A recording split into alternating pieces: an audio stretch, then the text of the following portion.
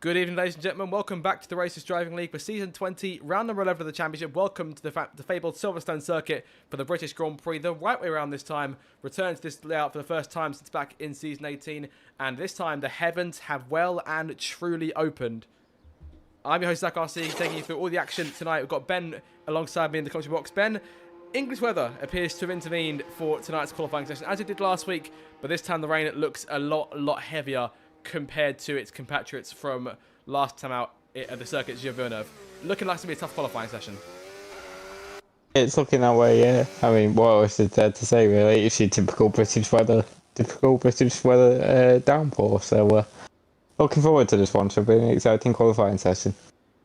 Obviously, Silverstone returning with the three-stage qualifying session for the first time in a fair few seasons, as Britain has always held round 12 of the championship the last couple of years, so it's always been a 100% race in the running. But this time around, we are going our standard 26 laps, the scheduled half distance, and I believe we'll have our next 100% race next week, if memory serves.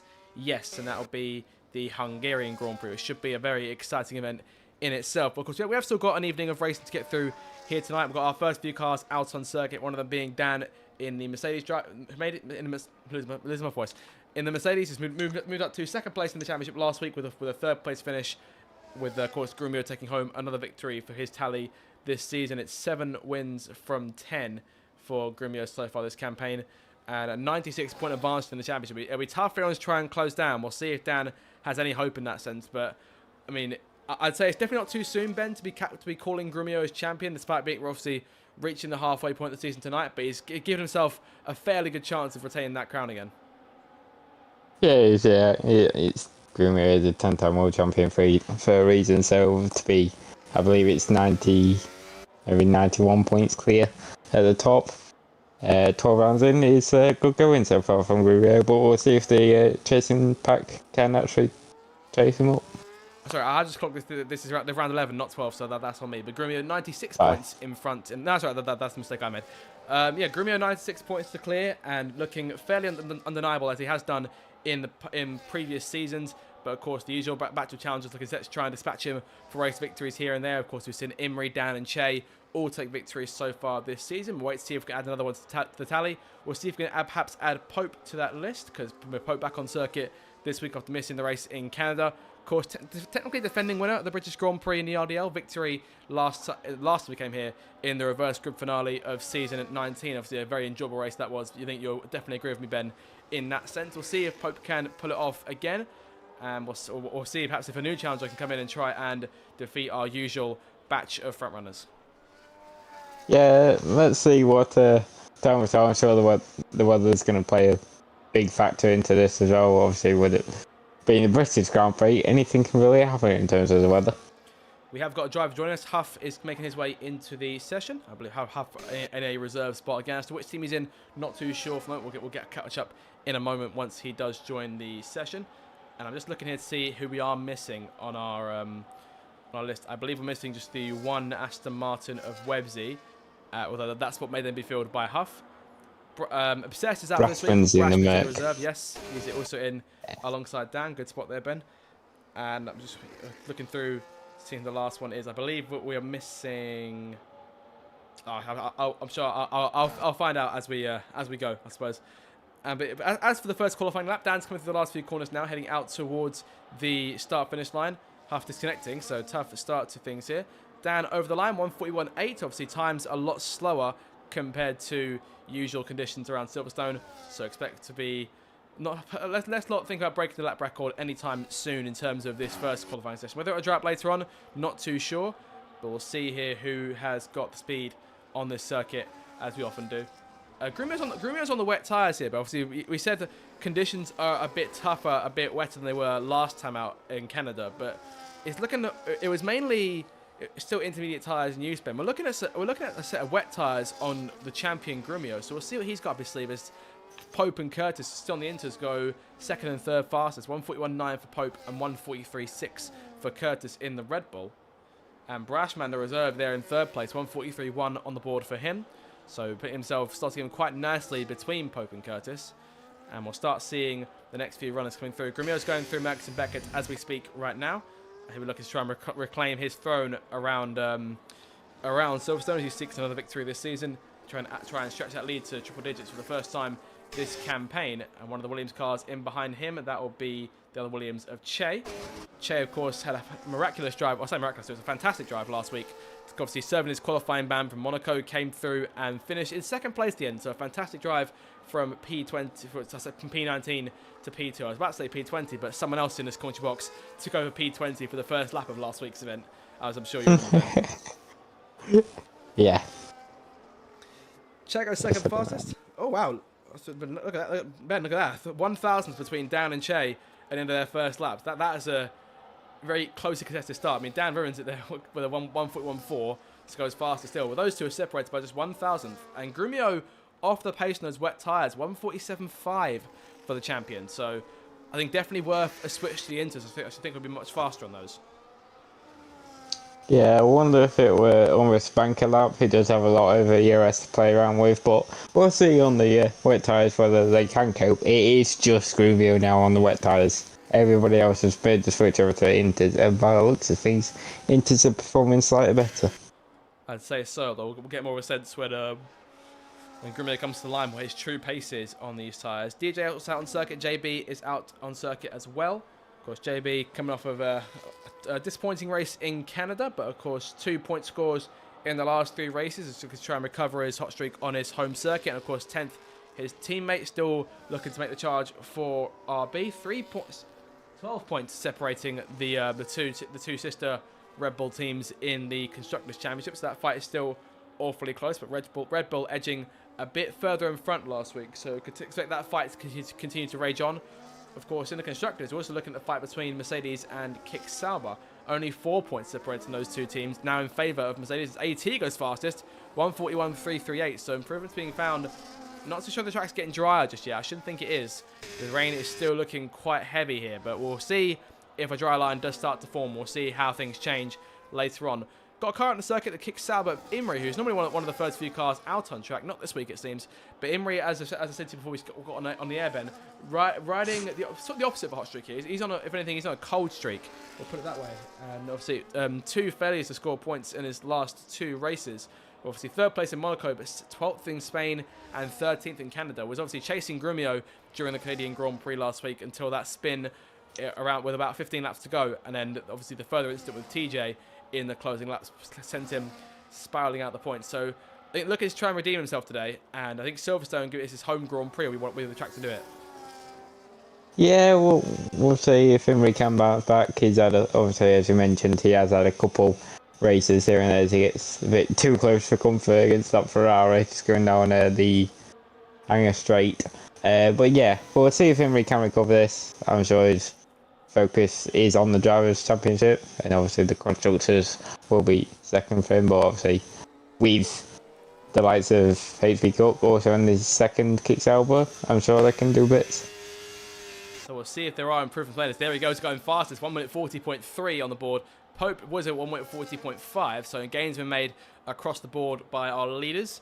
And yeah, Imri slipping to 3rd place then in the championship. But we're just currently sitting, from what I've got here, he is, I believe, 21 points behind Dan in the standings.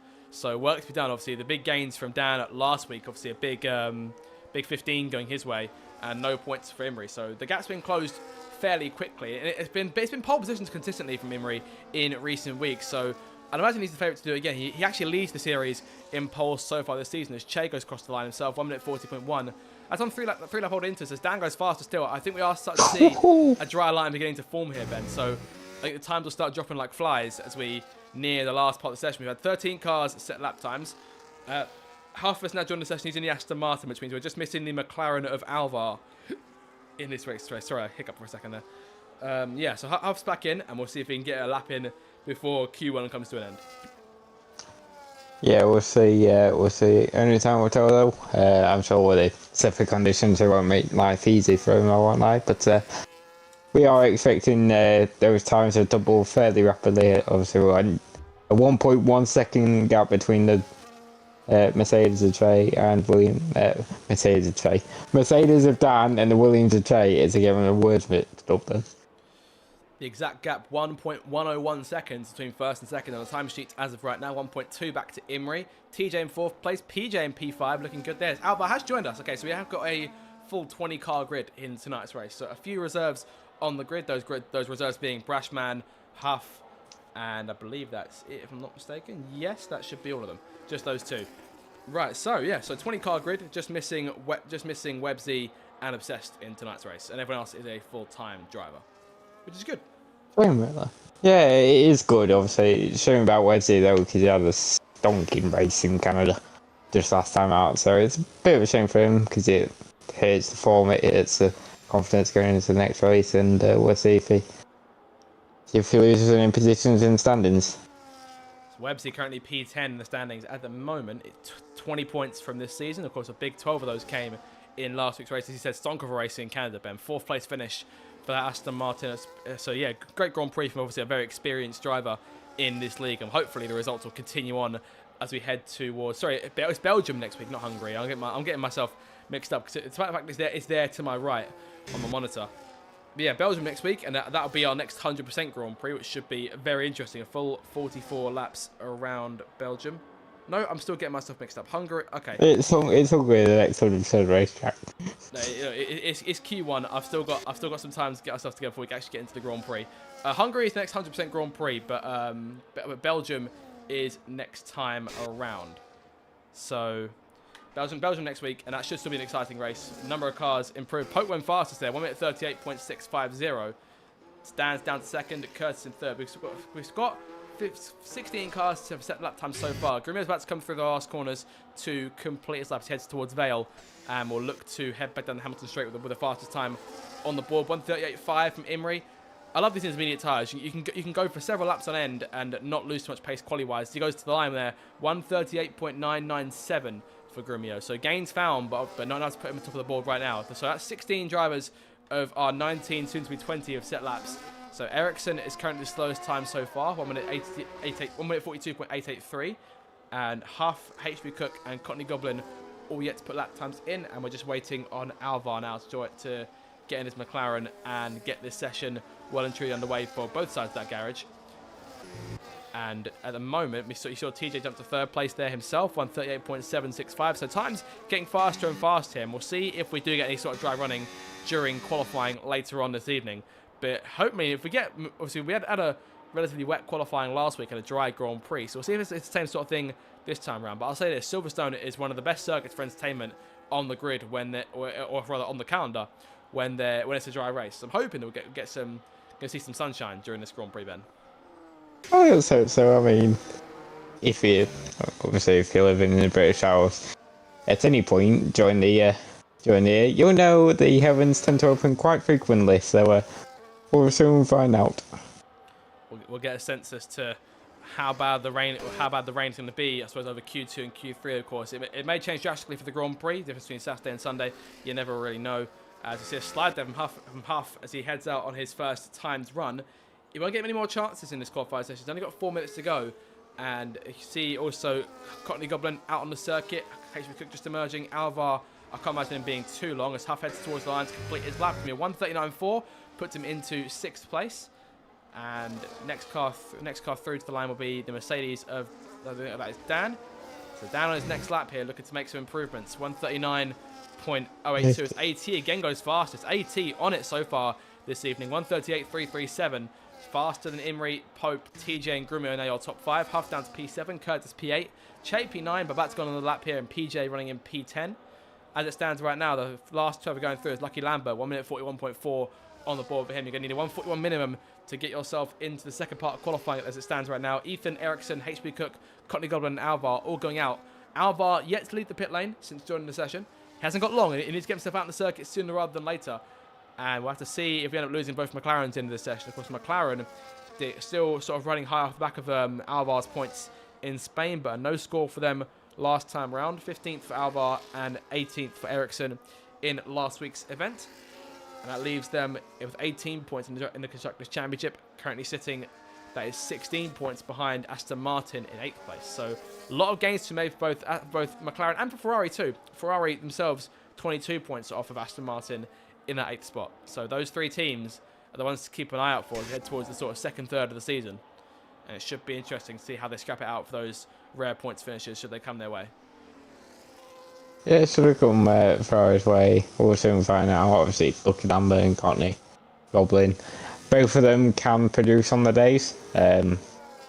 Lucky's obviously in P15 at the moment with the other Ferrari yet to set lap time. But it's not about where you start, it's about where you finish, isn't it, Zach? Indeed it is, and Lucky's just helped this case massively. They're shooting up to P7, 139.025 on the board. Of course, this comes after the Season 10 champion nabbed his first points of the season last time out with a 6th place finish in Canada as Grumio gets the afterburners on, 137.5 on the board for the reigning champion, putting himself 8 tenths clear of his teammate now in second place. 2 minutes to go as Che goes even further and tops that by a good 4 tenths. 1 minute 37.4 on the board. And it's going to start heating up as it gets towards the end of qualifying. We'll see if anyone else can get involved. We see the Aston Martin of DJ there down the order. I've currently got the Aston Martin launch going on underneath me on my screen. I think I'm about to reveal the car, but we'll leave that for now. DJ backing off here to let the Red Bull go and just to complete his outlap. He hasn't got long left to get back around to the line again. It's a minute and a half, so he may have time for another attempt should he botch this one up. But it's going to be quite close in that sense. I think it's going to be this lap or nothing. And he's just gone down to P16. And I see that Ethan going to 15th place. 1 minute 40.478 on the board for the Alpine driver. Both Alpines currently going through into Q2. AT's retiring. He's okay with where he is right now. Alvar out on circuit. So everyone except for now for AT is out on track and looking to try and put themselves in the best position they can for a space in the top 15 going into Q2. We're going to lose 5 drivers in just over a minute's time, Ben. Yeah, absolutely. That's a bit of a risky retirement there from AT. Knowing how fast these drivers can go, as Cook goes into P12 at the moment, we'll see whether at times do tumble up quite a lot, and if any of these drivers are going to be at some serious risk. I mean, we saw it last week with AT, because he put a time in that he was quite comfortable with. He was one of the first cars out on the dry tyres, and then by the end of it, he was one of the first few cars out of Q1. So, obviously, he came back to finish in 8th place in last week's event, but I'm hoping for his sake it's not another case of deja vu, because I think it'll be tougher for him to get back up the order again at this circuit compared to Canada. But we'll have to see here, as currently as it stands, Huff's in 4th place there, Kurtz P5, AT, then Imrie 10th, Cannon into P8. Both RBs down in the top 10, JB in P10. Lucky down to P12, but I imagine we should see some big gains this time. Brashman P13, HP Cook P14, and Ericsson, the last car going through, 1 minute 39.3. His teammate Alvar is heading down towards Cops now and looking to put a time in. Jacket flag is up. Next car to the line is one of the RBs. That is 10th Cannon towards the line, making improvements in her second sector. Goes up into 5th place, 138.030 on the board for her. One of the Alpines through next up. That is Ethan towards the line. He's currently one of the cars in the drop zone. Stays in P17. So Ethan, the first car, guaranteed to be going out. DJ towards the line. Next one through. DJ goes up to 10th place. That will put HB Cook now in the bottom 5. But he's coming round to complete a lap, as is the Ferrari of Courtney Goblin, who's currently below the cut line. PJ's retiring. I said it's probably a bit more risky for PJ than it is for AT, but we'll have to wait and see if either one of those cars do end up missing out. Courtney towards the line, improves, but not enough. He stays P19. HP Cook goes up to P13, so gains made on his part. Alvar into P14. Imrie goes fastest, 136.9 on the board. So Imrie topping Q1, it seems. Next car will be one of the Red Bulls. It'll be TJ up to P3, so we're starting to see an order build here of the cars around us, and the last few cars coming towards the line. Lucky Dan's currently in P16, but I think he's about to improve massively here as he runs towards the line. P3 for him. And the final driver, of course, it's Ericsson. Ericsson is knocked out. So that's a bit of a shock from Ethan, I won't lie, and from Lucky. It's changed just go fastest overall by just over a tenth now. By just under a tenth now. Alvar then squeezes in by just under a tenth to his teammate Ericsson, P16. Lucky out in P17. Both Ferraris eliminated from Q1. Brashman P18, Ethan P19, and Courtney Goblin rounds at your bottom 5. So that's Q1 over. Che tops the session from Imrie, Dan, TJ, Pope, Grumio, Huff, 10th, Curtis, and AT. That's your top 10. And yeah, an interesting start to things here. And we're looking forward to seeing how things develop as we get into Q2 as well. But I'd say if this weather continues, Ben, this could be a very topsy-turvy qualifying, if I do say so myself. Yeah, it could well be, yeah. Absolutely, yeah. Depends if the track does get any drier, or if the track actually gets wetter. in between sessions, which we've seen him reel off before. Whether it's so much in the game, not quite certain about that one. But Che fastest then by 0.141 seconds to Imri. Dan third, TJ fourth, and Pope rounds at your top 5. And that is Q1 sorted. We're back to the matter of seconds here to get Q2 underway.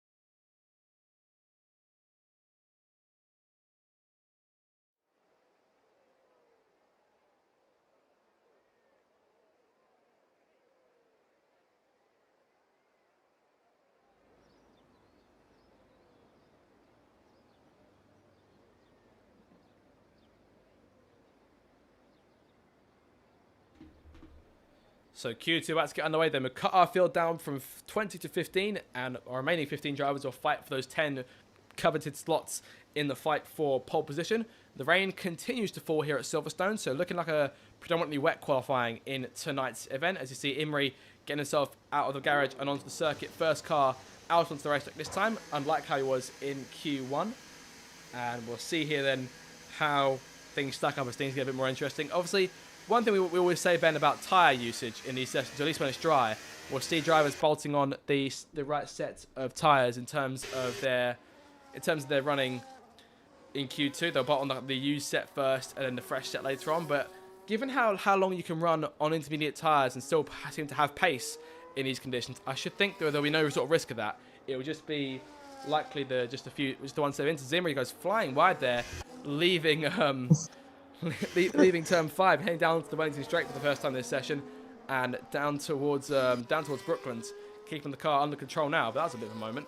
But yeah, I should think it would probably likely be the same set of inters for the majority of these drivers over the course of longer runs in qualifying. Yeah, I'd like to think so. I wonder if we're going to start to see drivers fuel up for the entire session and maybe bolt on a new set of intermediates right at the end, maybe go for it that way. The rain looks to be getting no light at all, as in we go for a bit of a half spin. Sliding the car. Twice. Yeah, I mean, glided. He's managed to do 2 slides through one run through Copse. So that's actually kind of impressive. I imagine he's likely just trying to get the tyre temperature up on those inters. Obviously, wet track, cold circuit. The tyres will obviously be quite warm, but aside from that, nothing else really. Quite a miserable day. I'm surprised I'm not seeing more ponchos out in the grandstands, if I'm being entirely honest.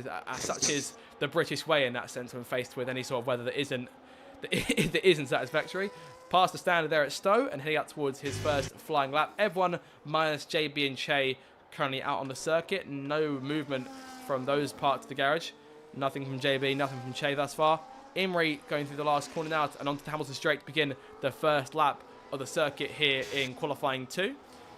And I should think, obviously, that Imri should be a lock for Q3 here. So I think for the majority of drivers, in most cases, the focus is trying to get themselves into Q3 and then fighting as hard as they can from there. But I mean, obviously, we've seen Imri take pole several times over the last few weeks, so it'll be interesting to see if he can go for it again. As I've been saying, he currently leads the way in terms of pole positions over the course of this campaign. Obviously, it's been purely him and Grumio thus far in terms of pole positions, if memory serves. Yeah, so Imri leads things by 6-4 over Grumio, so it's still quite close between them. And we'll see if Imri can make it pole number 7 and another pole in his hot streak. Yeah, Imri likes his pole positions, but not the best of run-ins, at least, as Imri goes miles wide through Copse. Somehow miraculously keeps the track still valid, but it went miles wide. I've always found he can sort of get with a lot more at Copse. It just sort of depends on what mood the game's in. As he slides there through Beckett's and going through Chapel, he has run the car off the circuit and had his lap deleted. So I think still struggling to get tyres up to the right condition in this weather. So his first lap. Driving on grass ain't gonna help. Say it, sorry. Driving on the grass ain't gonna help you, Imri. I should think so, man. I should definitely think so. I mean, he's got to wait at least for a few seconds just to sort of let himself get into a clear bit of space. His teammate is coming behind him, HP Cook, as PJ now comes through to the first lap of this session. It's going to be a 1:38.5 from the Alpine driver. The next car in was one of the Mercedes cars. That is Dan, who goes 1:37.4. Next car through is AT, 138.175 for AT. The McLaren of Alvar into third place. Now again carrying McLaren's hopes in this qualifying session. Of course, the McLaren also launched today. Not a lot of change in terms of their livery going into 2026, but it is quite a nice one. So I'd say don't change what isn't broken. Of course, that is a championship-winning design in that sense. So it wouldn't surprise me that McLaren want to keep that on their car. Ben, have you seen the livery still today? I have, yes. I think the only thing that's changed is the sponsor on the massive sponsor has all of a sudden gone to 3 sponsors on the side pod, and there's a bit of lime green on the just above the halo. Lime green, sorry, dark green. Of course, change in sponsor in that sense, and looking forward to seeing obviously that car out on track. Although I must say, I do prefer the testing livery they ran in Barcelona last week. I much prefer that, but obviously the majority of that was carbon fibre, so they can't run that anymore per the rules on liveries nowadays. And obviously we did also see the Cadillac drop earlier on, or technically early on today during the Super Bowl. I didn't watch it, but obviously they've gone for a very different thing. They've gone for sort of a two-sided look, not too dissimilar to that of the BAR back in '99, the red and blue car. But yeah, I'm guessing do you like the Cadillac, or is it not really your taste? I actually quite like it, to be fair. I don't like the idea around it, however, I actually like the design. But, hey-o. So we're looking forward to seeing Cadillac on the grid, hopefully from season 21 onwards. Also seeing Audi on the grid as well, so 2 new teams coming in from the end of this season. And obviously it'll be interesting to have 22 cars on the grid as well, or beyond our usual 20 of the last sort of several seasons or so of RDL racing. Obviously, I believe the entire history of RDL has had 10 teams. You get to see a 22 car grid ever fielded for one of these races, so that'll be interesting to see. A lot of times come through. Obviously, first run's been completed. Dan currently shows the way with 137.4. Pope in second, DJ third, TJ fourth, and it is 10th, AT, Alvar, Curtis, PJ, and HB Cook currently going through. Huff is the only car outside of the top 5 to put a lap time in. Sorry, outside of the top 10 to put a lap time in. He's in the bottom 5 right now, 142.846. Imri, Grumio, JB, and Shea yet to put one in. Here comes Grumio towards the line, though. And Grumio fastest, 137.3, but crucially, Ben, not as far out front as he has been on previous occasions in qualifying. So we'll see here exactly how close he is. As Imri has a second lap deleted here, and things are That's his third lap. A bit more trouble here for our sort of routine pulse. The driver has been the most dominant in qualifying so far this season, but in this session so far, Ben can't seem to get a lap in. It's his third lap that he has invalidated by looks of it. So he may have drifted wide through rail and invalidated his next final lap. So things getting more and more difficult then for Imri as he obviously continues his fight to score a second race victory this season. His first coming back in China, almost 10 rounds ago, so it's been quite a while since that victory, and obviously the streak starts up once again for the Sauber driver. He's got his teammate in P12 as of right now, slowest time so far, and one of the RBs there in front, that is JB on his outlap. JB's teammate 10th Cannon currently running in P8 as 18 now goes fast. Those two Haas drivers looking very, very strong as of right now. Those two, I think, as a team, are going to be the ones to beat tonight, but you never know if we could see one of the drivers underneath him at the moment try and challenge him. Huff's in third place now, so he's doing fantastically, and it's just over a 10th covering the top 3 in that sense. Dan in P4, about 2 tenths back. Pope still in P5, and just waiting on 3 more cars to come through as Imri enters the pit lane. JB on his first lap, Che on his out lap, to get himself back on track. And we've got 7 minutes to go, so it's still time for things to change. It's still time for us to get faster and faster. And as it stands right now, it's just 1.7 seconds covering the 12 cars that's at that time so far. So things look nice and close here, Ben. Yeah, it is looking fairly tight. Whether things still even out, it's now TJ goes fastest overall, ahead of the 2 Hasses, so that's a sight to behold. TJ's been on it a bit more tonight compared to previous evenings, of course. We've always known TJ as a brilliant driver. Currently sitting in 8th place in the standings, scoring points in his last 3 outings. 4th place in both Monaco and Spain, but a 10th place finish last time out, of course, impacted by that collision with Imri in the closing laps in Canada. So that puts him currently on 52 points in the standings, currently sitting in 8th place and only a few points off of AT. Yeah, just 2 points. Sorry, he's on 50 points and AT's on 52, so not a lot separating those two, but AT also up there tonight. And we have got to make our predictions, Ben, so I reckon if we take TJ and AT, which side of the argument do you want?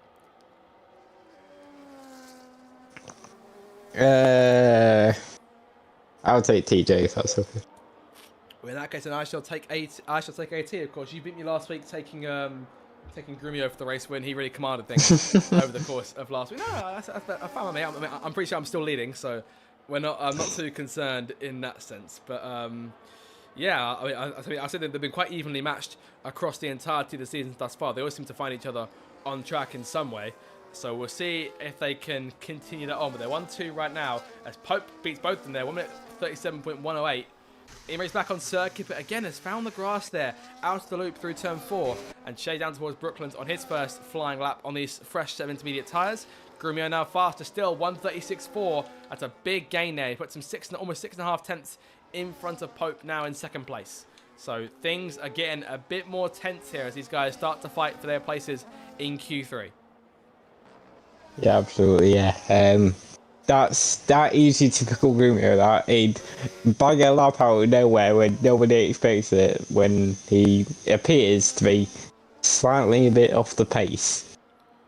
Of course, he struggled a fair bit in Q1 and Q2 last week. Obviously, got lap times in, but wasn't really.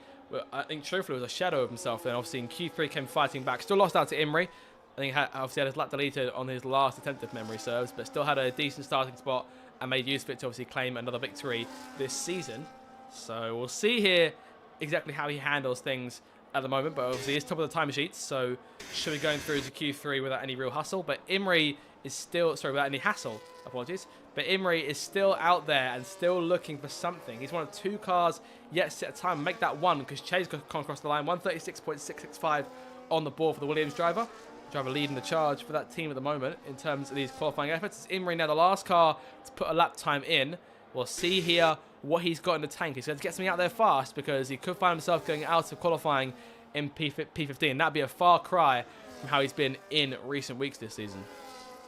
Yeah, absolutely. He needs to get his lap hooked up together, but also at the same time, he's got quite a bit of traffic in front of him. So how's this going to hamper him, Imre? Could be a concern to keep an eye out for here as we head down into the last couple of minutes of qualifying here. It's going to be very interesting to see how this gets handled by everyone on circuit as Imre makes his way through Brooklands and now through Woodcote. Apologies. No, there's not. I'm getting myself mixed up in my corner names. So. Say it, sorry. Wait a minute. Brooklands, Luffield, and then Woodcote. There it is. Luffield. Right. Sorry, Ben. I sort of lost myself for a second. You're better on these corner names than I am on the majority of circuits. So I trust you with this sort of thing more than me. Right. Well, I mean, these ones I know. Maggots and Beckett. He's making his way through and still struggling, I think, compared to previous runs as he makes his way in towards the last sector. 1 minute 10.111 on the board for him. Bit of a slight toe of the Mercedes in front. They've still got 3 minutes to go, so he's got time to go for another lap should he need to. But I think this one he may have it locked in as he enters towards the last couple of corners on the circuit. Bit of a snap at the wheel there from him. Indeed, he makes his way through the last couple of corners to complete the lap. Up towards the line here. Can he get a good time on the board here? It's up towards the line. It's P3 for him, 1:36.717. And I mean, everyone set a time. That'll put 10th Cannon now into the bottom 5. 1:38.048 is the 11th fastest time. 1:37.8 to beat. Yeah, that's all we needed is temperatures across the line to start the final flying lap. Just Grumio just retired in the pit lane. Just looking at those behind him, maybe Cook can probably get through. JB, you never quite know. He can hook a lap up out of nowhere. Alvaro's more than capable, particularly after I say JB's capable of hooking a lap up as he retires. Alvaro's obviously capable. We've seen that in Spain in the wet conditions as he nearly has a bit of a moment just coming out of Brooklands. Out of the Luffield he goes there. Still got a minute 30 to come back round to the line. As it stands right now, yep, you're right. Obviously, JB retired, so he's now out, but I think he wouldn't have had enough time at this point to come back round to the line anyway. So 10th, Alvaro, PJ and HP Cook are all fighting to keep themselves alive here going into Q3. DJ currently the last car going through. So got a double Aston Martin Q3 appearances of right now. Obviously, one of them's a reserve in Huff, but DJ there in the top 10 has had a lap deleted, so he has some work to do. And as I say that, PJ crossed the line, puts him into the bottom 5 now. DJ and P11 are only by, I believe that is 32 thousandths of a second as it stands right now. So not a lot of change there. as he goes wide through Village, but obviously keeps the car out of the way about everyone else. Into the last minute then, and DJ needs to get back around to the line. I think he should do that. Cannon's coming through the last couple of corners now. Of course, it's been fantastic in recent weeks. Not so much in qualifying, but more in the Grand Prix. But a Q3 appearance to do wonders for her after a somewhat solid run. Set with the 7th place in Canada last week, so looking to continue on her point streak. She rounds the last corner towards the line here, making improvements up to P10, but is still at risk of going out here as DJ starts his last lap. Che's retired from P2. Alvar is on his last lap, as is HB Cook. HB Cook improving in the first sector, but only improving by 600ths of a second, so still needs a bit more than that to get himself up in that top 10. He needs about 1.2, 1.3 seconds across the entirety of the lap to improve. So we get tense here, Ben, these last few seconds as we near the checker flag. There it is, and we'll start to see cars coming through to the line to complete this session. It always gets a bit tense at part Q2 for those that are at least further down the grid, around line, and then for those who are in the bottom 5, why not just go for it? So just go all out and try and finish the job here, try and get yourself a place in that last qualifying session. 10th Cannon retires, she's on the cusp here, that could be tricky for her, but still looking like a Q2 appearance, obviously at best for her. TJ stays in P7, looks like he should be going through, should be sort of some big improvements. Huff is improving in Sector 2. Towards the line now, stays in 8th place, but does gain a quarter of a second overall. HB Cook next car through to the line. If he improves, that will send 10th out. He's up by half a second at Sector 2. Last sector towards the line, he's up to P13, but not enough. Alvar improving by 7/10 in the second sector. That won't be enough to knock 10th out just yet. 10th looks to be safe as PJ is also retired. It's just DJ and Alvar to put 10th out. Both drivers improving.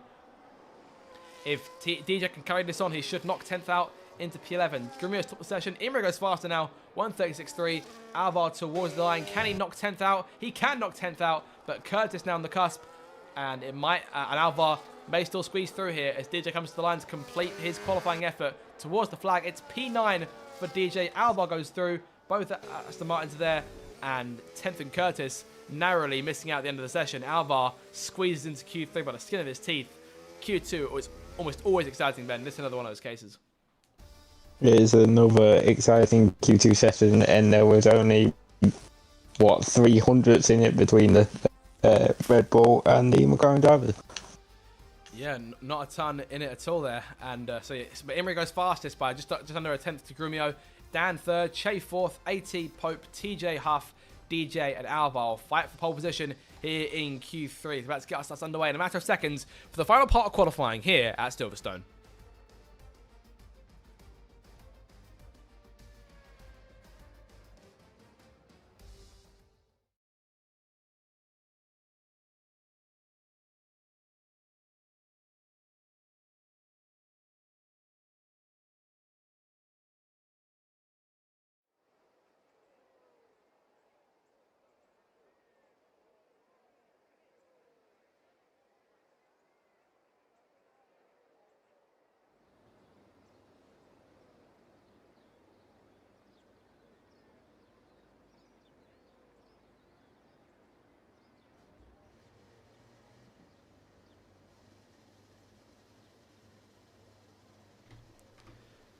So here we go then, time for Q3 to get underway here at Silverstone. The fight for the 11th pole position of the season should be a very interesting one here as the rain continues to fall here at Silverstone. No change in terms of conditions, Ben, but obviously the stakes go up a little bit more as these guys, the top 10 in the standings so far, fight for their place on the starting grid for the Grand Prix itself. And Imre is the first car out on track with the House of Grumio following him out and Pope in behind him. So the few drivers getting right to it and getting right to action here in the fight for pole. Imre, I'm not too surprised to see him out straight away with the issues that he's had in Q2. Obviously, his limited time in Q3. It's probably only going to be enough for 2 or 3 runs before then has to go in. But we'll see if Imre can bounce back. Obviously, I had a fair few moments in Q2, and we'll see if those are still present in this last session. As almost everyone's announced the circuit here, at the moment it is currently just Dan and I believe that is Che who are keeping themselves in the pit lane, but Dan's coming out now, so Dan making a change, so just Che by himself at the moment, and everyone else is out on track as Imre is we're still waiting for the first car to come round to begin the first final. Imrie gets his outlap deleted. He's having a lot of tough luck to Magnus and Beckett.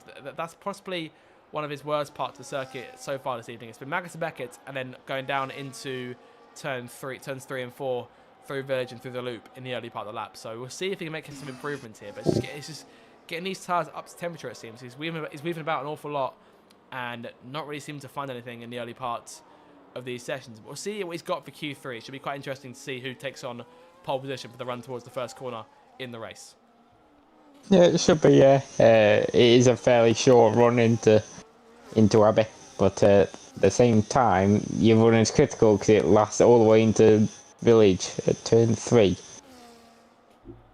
Well, there is Village, your first proper braking zone on the circuit here at Silverstone. Obviously, if necessary to lift to Abbey, then obviously you lift through there on the start, especially if you're sort of amongst the pack. As race starts, Silverstone can be tricky. We've seen it both in real life and here in the RDL. Obviously, we'll obviously point our attention to the Guan Yu Zhou crash back in 2022 on the run towards that first corner. But I mean, unfortunately, we don't have anything that extreme in RDL, which is always positive. But I'd say truthfully, of the race starts that we've seen in the past Silverstone, I'd say that the one in the reverse grid finale at Silverstone last season was a fair bit tougher, because obviously that what is the last corner on the circuit normally was the first corner in this case, and it was extremely tight. I'm surprised there was less contact than there was during that start, but hopefully we'll get a bit. Hopefully everyone keep the start clean as well as Imrie heads into Magnus and Beckett on his flying lap here. We'll see what he does this time. Still starting around a fair bit, trying to find something, but this time keeps things nice and clear. Heads out onto the hangar straight, nice and calm. 1 minute 9.685. It's going to have a good lap here to start him off in this third qualifying session. Yeah, can he hold the lap together though? That is the question. Can he keep it in line? It looks like it's fairly neat through Stowe and into Vale now. Had a couple go to it, but completed out just around the final corner of Club. What time will it be? 1:36.2. Not half bad of a lap from Imrie, that. Definitely a start. We'll see what Grimio's got up his sleeve. 1:36.098. So clearly someone faster still than Imrie, who's taken pole the last few weeks here. As Alvar goes third fast. He's actually too far off Imrie. He's actually 4/10 back. And Pope onto his first lap. 1:42.5 for him. Obviously had his first run, had his lap invalidated. So we'll leave it for the minute. And we're looking here. I've noticed this. Both Williams cars are running the Golf livery, which is good to see. So it's almost as if we've got a different team on the grid completely. I can't remember the last time the standard Williams livery actually got ran in these races. So we have to wait and see if either one of them do go back. But it appears it's special liveries all the way for these two. Yeah, and to be fair, I would have liked seeing it from one of the Red Bulls at least, but oh well, you can't ask for everything. But at the same time, that Williams Golf livery does look really nice. We're hoping here that the 2026 DLC for the F125 game will be set before we get underway for season 21 next time around. And yeah, I'm looking forward to seeing the new liveries. Obviously, Red Bull on the grid. Aston Martin have now released their livery, so the grid is now complete. Heading into the new season, testing later on this week should be quite interesting. But of course, our main focus is on RDL action in the 2025 cars. But obviously, only just over half a season to go with these machines, Ben, and it's obviously been a long time coming. But we're definitely going to miss them when they do go, I should think. Yeah, absolutely. Yeah. Imrie over the line there, no real improvement. 1:42.5 for him, 6 seconds off. I'm guessing he backed off, trying to get himself some more battery. But as it stands right now, only 6 of our 10 drivers have actually set lap times. It's Pope towards the line. That was Pope into third place, 1:36.5 for him. Ericsson is disconnected. Hopefully get himself back in for the start. AT towards the line. He's been good so far tonight. Heads towards the line, up into 6th place. It's not as high up as he was, but I mean, Alvar there in the top 4 doing a brilliant job. And in front of Dan by, I believe that is 26 thousandths as of right now. Yeah, Alvar tends to go well particularly in qualifying in the wet conditions, as Image has come purple set to 1, I do believe. Looking for improvements on this lap. 10.5 down on Grumio for set to 1. So not so much gains there as there are losses to the reigning champion. AT is second down as he enters sector 2 for the third time. Sorry. TJ still there in the 7th place. DJ 8th. Obviously, I'm back in AT for tonight's predictions. You're back in TJ, so this will be interesting here to see who comes out on top, because those two, again, linked together, P6, P7 on the grid right now as Che comes through towards the line to complete his lap. It's going to be a 1:36.8 for the former Silverstone winner. He's looking to try and add another one to his collection. He's won here several times in the past, both as full-time and as reserve, so we'll see if he can indeed pull out the bag here. The rain, I'm not quite sure if it's looking as heavy as it was earlier on. It's been into all the way so far tonight. There was a really, like, the only lap that was done with the wet tyres was Grumio on his first run in Q1, so no real need for the wets, and I feel like that's become quite a consistent thing as Imri goes faster still, 1:36.015, so just under a tenth up on Grumio. But yeah, I mean, I'm disappointed there's been a bit less use of the full wet tyre in tonight's qualifying. Would have been nice to see the blue ring tyre at some point. Obviously, we'd seen a bit from Grumio, I won't lie, but I think with the wet tyre not being as not being as great as the intermediates, they overheat quite a lot here and there, and you only get two sets of the intermediate tyres, as Ericsson seems to be having a few technical issues. Hopefully that won't impact him during the race. Hopefully indeed. Obviously his teammate running up there quite highly, again, P4 for Alvar as it stands right now. Only kite set at that time is Huff, who's heading back out onto the circuit, I believe. There he goes. 4 minutes to go, so I think we should start seeing drivers coming in and perhaps going for putting on a fresh set of inters for their final runs. And I'm hoping personally this will be the last wet weather we see. I mean, hopefully, if not, it'll hopefully lead to an exciting race. But I do prefer running Silverstone in the dry as opposed to in the wet. But we'll see here in terms of who's got the pace, because it looks as though our usual front runners have emerged with a few sort of drivers around that we wouldn't normally expect. Both those Aston Martins looking good, AT up there as well, TJ in the fray. But they've always said that rain is the great equaliser. I'm starting to believe it here, but the top 8 are all separated by less than a second right now, so that's quite close for RDL standards. Yeah, it is, yeah.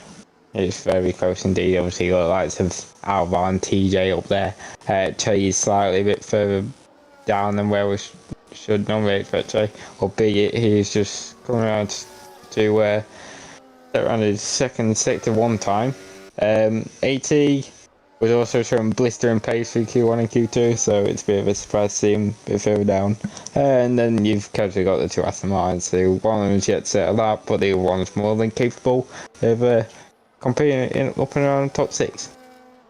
DJ looking for some big points in tonight's race if he can. Only 14 points scored so far this season. That is 6 down on his teammate. Obviously, that would have changed after the race last time in Canada. Aston Martin is 2 points back from Alpine in their scrap. Obviously, we've seen McLaren and Ferrari trying to breathe down their necks, but the Green Machines have got their eyes on the Enstone outfit. And obviously, B-Carb in 6th place here, currently 12 points back from Red Bull.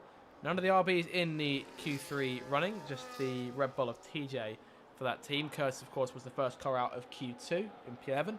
So those two still quite high up, still in and around the top half of the grid, which is good. And we'll see if they do make any gains in terms of position during the Grand Prix as we near the last few minutes here and heading towards the last runs. I should imagine we'll see Imri's going back on the circuit again. 2 minutes to go, so it'll be time for him to get round for a lap and go one more time. And the car across the line there, that was the Williams of Che into third, 1:36.1 on the board.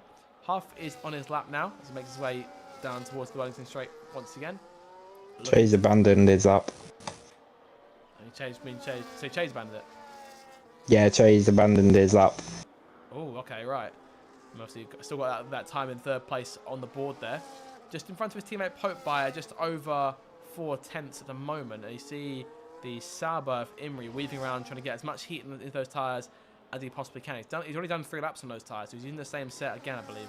So no change in that sense. But it'll be interesting to see if he can defend his P1 as of right now, because Grumio is on a lap and he's improving ever so slightly. As it stands right now, I believe his lap is just 3,000th of Imri's based on that first sector. Against Imri's first lap, the overall time for carries on as he is, if things stay the exact same, he'll be only a few thousandths behind. So he needs to find a bit more time and avoid losing it through any slides through Maggots and Beckett, for example. We'll see how he handles things here. One of the toughest complex of corners on the RDO schedule as he makes his way through. A bit of traffic in his way there. That's the Red Bull, I believe, of TJ. Oh, how's that still valid? No, sorry, no, that's a Williams project. I'm getting my real confused.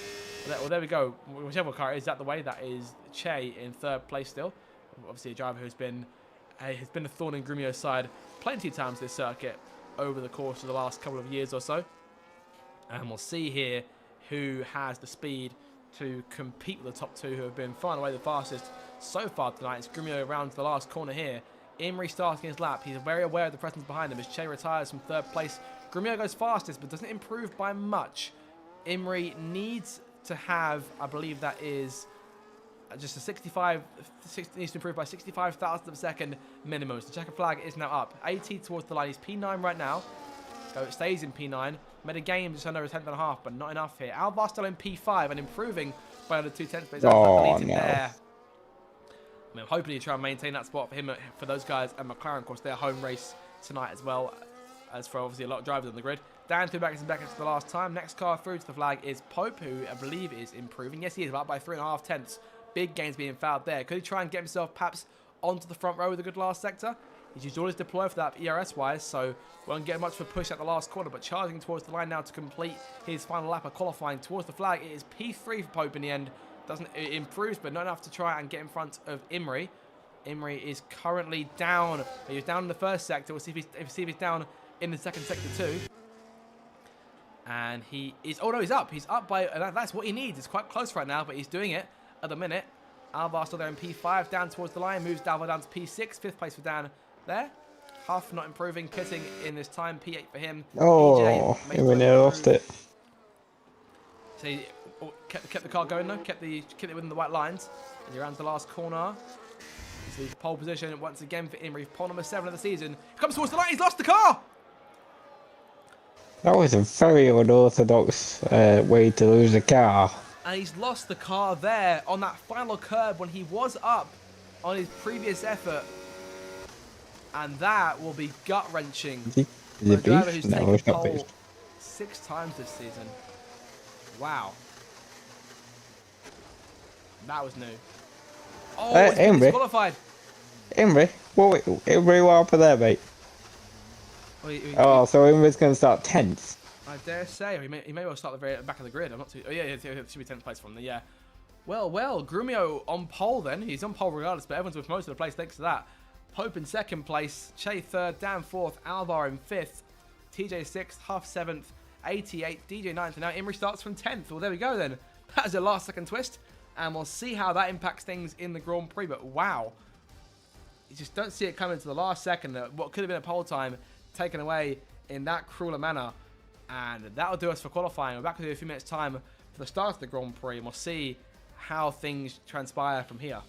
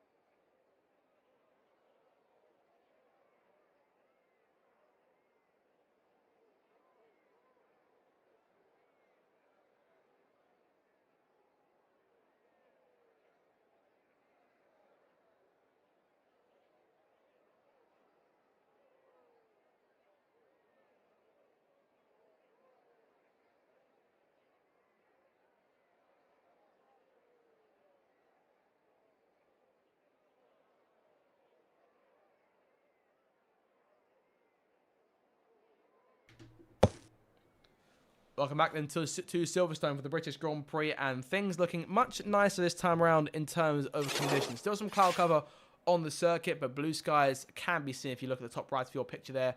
and a much brighter day. We should be looking forward to a very exciting 26 laps here around the fabled Silverstone circuit. If you just missed the end of qualifying, oh, that's the wrong button. I'll hit that main speed. Apologies. If you just missed qualifying on the 18 corners of this circuit, you'll know that at turn 18, Imrie lost the car on what looked to be a pole time and got disqualified for being parked in a dangerous location. Chose not to back up, and I think got himself sort of stuck in a gravel trap there at the exit of Club Corner. So that'll make things a lot tougher for him as he starts from best P10 here. I'm not sure disqualification from Q3 will put him in dead last still. I'm not entirely sure in that sense. So I'll have to wait and see what the verdict is from the stewards. But Ben, it should be quite an exciting race for us, and we'll see who comes out on top in what should be, a fun one to watch for us. Yeah, it should be, fingers crossed. Imrie's got work to do nonetheless, whether he starts from 10th or indeed dead last. Well, things are a lot easier to progress in the dry than in the wet, I dare say. We'll have to wait and see here as to it's P10 for Imrie, as it seems. But as the cars head onto their formation lap, we'll get a look at your starting grid for tonight's race. It is Grumio starting from pole position as he head down towards turn 1. Pope will join him in second place. Che starts third for Williams. Fourth place is Dan for the Mercedes. He'll start on medium tyres, as will everyone in the top 8. Alvar P5 is second fantastic qualifying in 3 weeks, and looking forward to perhaps what could be another point scoring day for him and McLaren. TJ P6 on the medium tyre, Huff P7, and again, highest reserve starter of the 2 reserves. Brashman lines up P18 for Mercedes. ATP8 was competitive in qualifying, looking to do some damage in the race today. DJ P9 on a hard tyre, one of 2 hard tyre starters, and same with Imrie, one of 2 soft tyre starters, going towards that first corner. P10 for him. Curtis lines up P11 for Red Bull, leading the charge for that, back up the charge for that team as they tried to extend the lead over VCarb with the constructors. It's VCarb's 10th cannon in P12. 3-point scores in the last 3 rounds, looking to continue that on as she runs in a fantastic 6th place in the Drivers' Championship. PJ 13th for Alpine, leading that charge. HB Cook P14, returning after a few weeks, after a week off in Canada. JBP 15, looking to score some points at his home Grand Prix like a number of drivers on the grid. Ericsson P16, hard tyres from McLaren as he looks to try and back up his teammate and get towards the points himself. Lucky Lambert P17, 6th place last time out in Canada, looking to try and improve on that and take home some more points for Ferrari, who are a team that need them right now. Brashman P18, reserving for Obsessed tonight. Ethan P19, tough qualifying for him.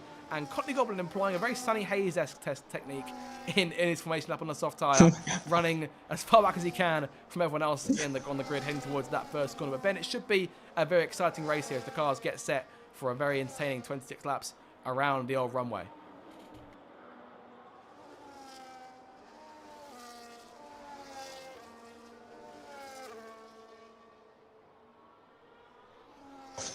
Couple on the soft, couple on the hard, the rest are on medium, and Imrie's got fired back from P10. Of course, this circuit built on an old World War II RAF runway, no longer a fighter jets flying down the long strips of tarmac here. Now it is 20 fire-breathing Formula 1 cars. They head onto the grid, the calm before the storm, as we look forward to what should be a fantastic British Grand Prix. The right way around this time as Courtney Goblin takes his last spot on the grid to get this one underway. Grumio on pole, Pope to his right. 2 from winners here at Silverstone. The light is about to come on for the British Grand Prix, round 11 of the championship here in season 20. Lights out, foot to the floor, and we are racing. Strong gets away from both cars on the front row. Pope to Grumio's inside, might try and challenge for the lead towards that first corner. Grumio's got given the room. Che on the outside there, going into turn 2, keeping things nice and tight here as they head towards Village for the first time. Into that first braking zone they go. Grumio shows the way. 2 Williams cars side by side. Down in 4th, Alvar still 5th. Imrie up a spot here in P9, looking for some more advancements of AT and potentially even Huff on corner exit side by side as they head towards the Wellington Straight for the first time. Those soft tyres working wonders here as Huff goes wide on corner exit. Imrie takes away P7. But Grumio out front as Pope tries the outside as they go into Brooklands for the first time, looking for an attack, and the defending Silverstone winner going for it down the inside, in through Luffield, and gets away with it. Move Pope into the top spot. He leads. You're right, Ben. What a move that was. How ambitious from Pope, and he leads the way. Oh, that's just what we like to see on that one.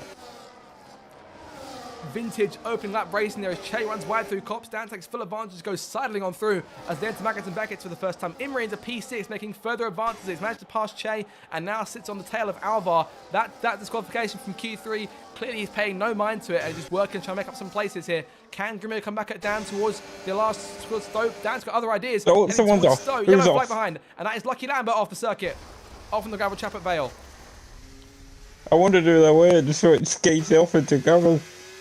To recover the car, looks to be all okay. No damage done to that Ferrari from what I can see here. Pope leads Grumio. Moves being made all over the shop here. TJ into P7. You see moves being made by a number of cars. Half holding on. AT around DJ as they come through to complete the first lap of the 26 in this race. Pope shows the way from Grumio, Dan, Che. Sorry, Grumio, Che, Dan, Alvar, your top 5. Imri on the tail of Alvar, trying the inside there for the Sauber. Runs wide through Village. Alvar has got to get back around him using the switchback and takes away that place, but still DRS in play for both cars here. And Imri looking to try and get under Alvar's skin as they run down towards Brooklands for the second time in this Grand Prix. It's been so exciting early on here at Silverstone. Not only couched to being Lucky Lambert so far, but no damage done to that Ferrari. But the end plate and the car in general is all intact. He just took a trip to the gravel trap. He's all okay, but currently sits 8.7 seconds off Ericsson in 19th place. They make their way through Luffield and down towards Copse here. No challenges being made at the moment as it's all single file as they leave Luffield through Woodcut they come. And Pope pulling away from Grumio here as Tent gets around Brashman. Those two fighting towards Copse. And I mean, they're fantastic stuff. It's great to see. It is brilliant. This is just what we like to see in the audio. Monday night's never dull in this league as they make their way down towards Stowe for the second time in this Grand Prix. Grumio is closing a bit more on Pope here with DRS obviously to his advantage. Chase done in third as Imri makes the pass around the outside at Stowe there. Again on Alvar going from P10 to P5 in the first 2 laps as Huff tries to challenge TJ towards Vale side by side between those two. AT behind them looks to try and pick up the pieces if he can on corner exit. None of the sort. Through club corner they go to complete the second lap and onto the Hamilton straight for the third time. Grumio fastest lap and he's closing on Pope a little bit here. Half a second covering those two. Chase to try and back his teammate up in third and trying to get himself a bit closer to try and put Grumio under a bit more pressure to try and help his teammate build a lead here. Pope obviously yet to win a Grand Prix this season, trying to make it 5 race winners over the course of 11 rounds in this championship. And Imri trying to get involved here, 1.4 seconds back from Dan in 4th place. The work to be done there is Che goes for the challenge. I thought was trying the inside on Grumio for a second there. Couldn't get close enough, but Pope still in front, still holding his lead, still holding nice and steady here. Alternate lines have been taken through Luffield here, Ben. Look how much higher some drivers go than other drivers. I'm not sure whether that's strategy in terms of tyres, trying to keep those managed, or just trying something different to try and gain some time. But it's definitely fantastic to see as we see DJ and HB Cook going side by side towards Copse here. Yeah, one of these two is definitely going to have to bail out. I like to think it will be the key Sauber. Indeed it is. But he's going to get a mammoth slipstream all the way down the Hangar Straight and hopefully we'll make a move into Stowe. We'll see what he's got up his sleeve. Obviously a week out in Canada, last time out for HB Cook. And looking to add to his previous point scores. 8th his best finish in his last 3 races. Those taken in both Monaco and Spain. And now trying the outside for P10 into Stowe. You're right, Ben. He's going to try and go for it, but nothing of the sort for the minute. He might try again at Vale if he can get close enough, but nothing of the sort for the moment. So stay in P11 for now. As Imri in the pit lane. Okay. I thought he'd go off for a second there. Not sure. It's a very early stop. Not sure if there's damage done to that car. I have to wait and see here. I very much doubt. I wonder if it's just some soft compound tyres. I wonder if Imri's had to try something different with himself starting in the middle of the pack. Well, no wing change being made then. It's hard tyres come onto that car. I mean, I doubt there's a one-stop in play. A long way to go. Yeah, I shouldn't think so. What do you reckon? Do you reckon a one-stop's doable from this distance? It's an ask, I won't lie. I've tried it before. It is a very big ask indeed. We'll see if we get any safety cars, VSCs, they could always enter a factor, and then maybe also red flags as well. And obviously, we've seen Imri be fast in that period, sort of when everyone is pitting during the pit window.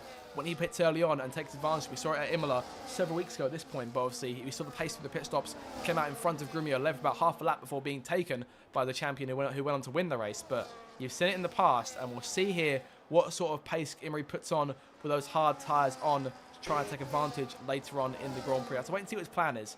Alvar went off into the grass there through Vale. Huff takes full advantage, goes through to claim P5. Here comes TJ and AT trying to attack. TJ to the inside, might try and challenge the McLaren through Stowe here. Tight on corner exit, nothing doing for the time being. Alvar stays in front, but AT trying to challenge instead and making TJ pay for his mistake there. And going down the inside, AT moves up into 7th place. And that's one for me. One for me, Ben, as the prediction game continues on. TJ falling behind AT as HB Cook again trying to challenge DJ for P9 and head towards turn 1. Both cars are around 10th cannon here. in terms of position change in this Grand Prix, as it stands right now, biggest gainer has been Brashman, up 6 places from the start, quietly working his way forward towards those points-paying spots as JB goes a bit wide there through Village, and Imri, thanks to that pit stop, has dropped the most. So he's down 10 spots here. So it's been a bit of a dismal first few laps then by comparison to Miosri. It's a great start, but making a change to his strategy this early on, I'm assuming he's got a plan in mind because I can't think it's the way he stopped so early. Yeah, it's got to have something in his mind, but only time will tell whether it will work out or not. The top 4 have pulled a big lead here. It's 3 seconds between Huff and Dan in P4 and P5 at the minute, and it's a further 1.5 to Alvar now in P6. He's got a rearview mirror full of AT and TJ as head towards Magnus and Beckett for the 5th time in this race. But Grumio not gaining much here. He's kept himself in DRS range the entirety of the time, but Pope has managed to keep himself away from any sort of striking distance for the champion thus far. And it's these two who, of course, were so prominent in last season's reverse grid race here around Silverstone. As AT makes the pass on Alvar now. Alvar dropping down a few spots since the start. He's currently down 2 positions at the moment. We'll see if he can try and maintain that spot from here as the McLaren look for another solid point score. His teammate Ericsson at the tail end of the train back in P17, a long way back from him, but still plenty of time to make some gains in this Grand Prix. Yep, as DJ's just gone wide through Club, may well invite a bit of pressure from HP Club, but sitting just behind. So things all okay, all hunky-dory for DJ and the Aston Martin as of right now. 2 points going that team's way if he can finish where he is at the moment. And of course that'll break a pointless streak of at least the last few rounds for him. It's been a difficult last few races, and we'll see if he can indeed add to that tally on. They were Alpine out of the points completely right now. P5, P15, P16 for PJ and for Ethan. So those 2 points would move Aston Martin level with Alpine in the constructors in the race for that 7th position. Obviously try and move them away from McLaren and Ferrari, but McLaren may well pull away from the 2 prancing horses at the minute with Alvar up at a points paying place as of right now. He's scoring 6 points at the minute, which will move McLaren on to 24th for the season. That'll be just 12 back from both Aston Martin and Alpine. Goes wide again. The DJ again, was it? Alvar wide again through Cops, but may well invite pressure from TJ going down the hangar straight. Laty's taking advantage. He's up there in the 7th position now, and the TJ Steeder might be getting awfully close here, going down towards Stowe for the 6th time, but nothing doing for the time being. Obviously, Alvar still with DRS from the car in front of him, that being AT. DJ there still in P9. He's got HP and now 10th Cannon, both breathing down his neck in the race for 2 of the last few points on offer. HP Cook's got the last one in his hands right now.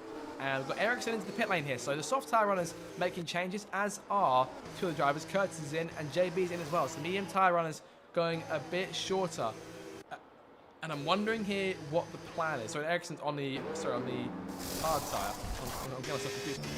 Connie Goblin's on the soft. We'll see where Imri emerges here. He's going to come out in front of these guys, I should think. On to lap 7 for him. And he's going to pass all 3 cars as they head down towards turn 1 again. But, yeah, JB and Curtis on hard tyres. Ericsson on mediums. I think Ericsson is going to need to stop again. But I'll ask the same thing, Ben. Obviously, it's been a few laps since Imri pitted. I think the hard tyres can let it go to the end from here, perhaps, if played correctly. Yeah, if played correctly, yeah, absolutely. Depends how well they manage the tyre wear. It is still fairly early days to making a 1-stop work, I'd say. But 2 stops pretty much out of question, I would have thought, with the pit lane being so long. But I have been wrong in the past. I mean, typically we're sort of looking at a quite simple race kind of strategy when it comes to 50% races around here. It's normally just if you start on the mediums, you go on to the hards, and vice versa. Around sort of lap 12, lap 13, you sort of try and split the 2 stints.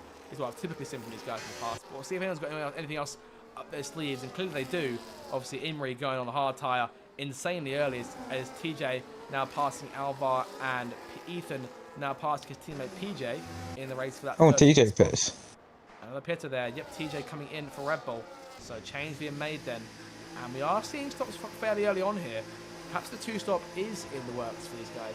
We'll see what sort of tyre TJ goes on to. We'll get a sense in terms of what the game plan is.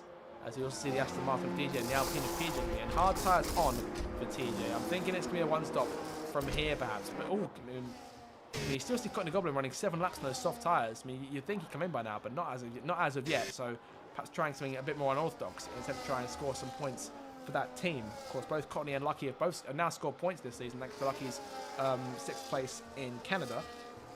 But still bottom of the table, Ferrari. and looking for some way to make gains here. Yeah, absolutely. Yeah, they've got to try something different compared to the rest of the grid. I mean, we're 8 laps into this Grand Prix, Ben, and we actually see, since that first lap scrap going through Luffield and through Woodcote towards Copse on lap 1, we yet to see Grumio actually make any sort of challenge on Pope for the race lead. Grumio has turned off his racing line for this week, which is said to perhaps give him a bit less of an edge over the field. I'm perhaps wondering if there is an element of that is playing into things. But as it stands right now, he's just sort of biding his time. He's keeping himself close to Pope, but yet to make an actual sustained challenge for the race leaders. Che and Dan both come in, the two former Haas teammates making their first stops this Grand Prix. Both cars are in, no concern in terms of pit lane limiters. Pope will retain the lead, Grumio right behind him in second. These two by themselves now as Huff will move into third place, 18 to fourth. Alvar is staying out. This pit lane's becoming awfully busy. And so early on in the race too. I mean, obviously we're already 9 laps in, so the race has advanced a fair bit so far. I mean, time has flown in these first few laps, but I'd say pit stops definitely a lot earlier occurring than I remember in terms of this circuit. Of course, it has been about a year or so since the last time we came to Silverstone in any capacity in terms of running it this way, and perhaps even further since the last time we did a did a half-length race here. So it's been a little while, and I'm interested to see how things play out from here. But majority of cars now have actually come for a pit stop. It's just as it stands, it's just the top 8 who yet to stop. So Lucky, Ethan, Brashman, Alvar, AT, Huff, Grumio and Pope. Pope and obviously Grumio, those two still standing together like glue here, but Pope a bit wide through Copse. So Grumio might take advantage this time to head towards Stowe. It's quite close. He's got his nose right on the rear wing of that Williams there, and it could be a chance here, the first real lead change for this Grand Prix. Yeah, it could be. Yeah, I wonder if the two behind these are going to try and do another go. As here comes Grumio, so are they going to make the move? Didn't do it and slid out a little bit too, so it was awfully close. But I thought Grumio Oh, pit then. Nope. did you also get tricked by that? I mean, Grumio's not. Bit contact made. I mean, Grumio's not afraid of having to slide there through club. And I think those medium tyres are starting to wear thin just a little bit here as Brash found the next car to enter the pit lane. Ethan stayed out. Lucky got stuck on the hard tyres, so he's staying where he is on circuit as of right now. Wouldn't surprise me perhaps to see him leading the way, but Imri's now up in 9th place again, and he's actually come out in front of Che and Dan, so he's not done too badly at all here, but will likely need to conserve those tyres a lot more in the Grand Prix. Perhaps even make another stop in this thing. Might be banking on a late safety car to try and change things.